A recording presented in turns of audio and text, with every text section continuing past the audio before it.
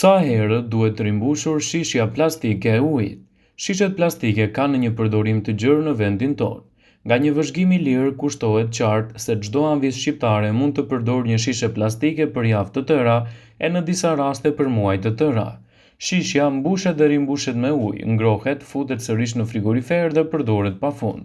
Shishet plastike në tërësi përdoren edhe në furnizimin me qumësht që mundësojnë që gratë e fshatit të kalojnë atë dorë pas dore edhe buzë pas buze në çdo person. Me siguri çdo anvis mendon të njëjtën mënyrë se shishet plastike nuk përcjellin rreziqe, por sipas ekspertëve ato mund të mbartin përveç plastikës edhe mikrobe. Ekspertët këshillojnë që të mos I rimbushni dhe të ripërdorni shishet plastike.